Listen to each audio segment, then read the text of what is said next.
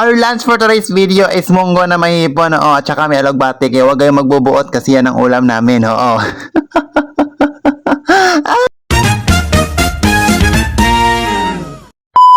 Inasikaso ko naman yung munggo, no, at saka kasi yan ay hinugasan ko. At saka syempre baka may iti na naman yan ng sigbin, oo. So may nagsasabi pala sa atin, no, na wag na tayo natawa sa ating voice over. Okay, my kid, sir, yes. Sir, yes.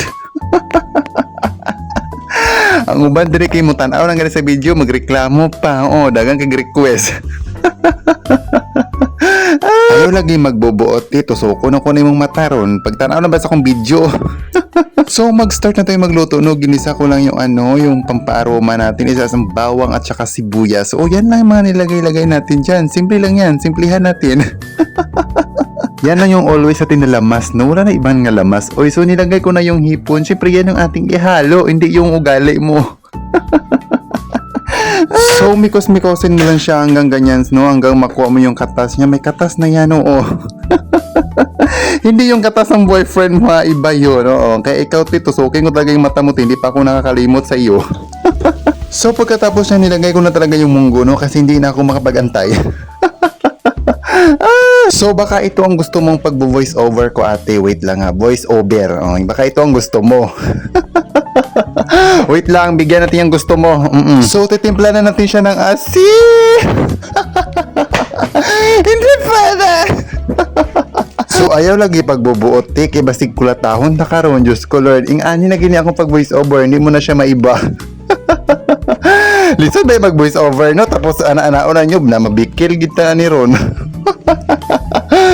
Bitchin da itong akong gibutang, guys, no? O, bitchin da ito. Wala ko nakafocus kay Ginoo ko. Na-stress ko sa akong kwano ay nag-message sa kuha nga voice over. Over.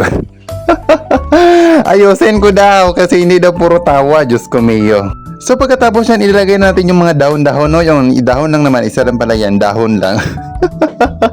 Yung ating dahon na naman is tinatawag na, ano tawag niya, no? Alugbati. Basta alugbati in English, hindi ko alam sa English yan. So ihurot ko lang to ibutang, tapos i-ano ko na siya, ukay-ukayon ko na siya. O, ukay-ukayon lang yan, mikos-mikosin lang yan. Pagkatapos niya kasi nadunot na ba ang aton nga ko aton nga masay tawagan ang munggo. O, tambal sa rayuma.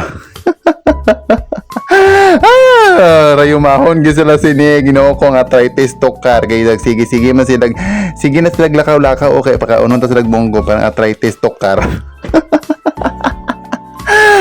Kaya sabi ko sa akin sarili, kamo ha, bantay-bantayan nyo kami sa mong ginaobra diri ha, pakanoon ta ka munggo be para matukar ang arthritis. Para magpahimonong sa sulod balay. Kay grabe manghimantay, oo. Basking gaobra ka, Diyos ko, sige ka manghimantay. Daw te, paghilom dra, kay basi tusukon ko na imong mata ha.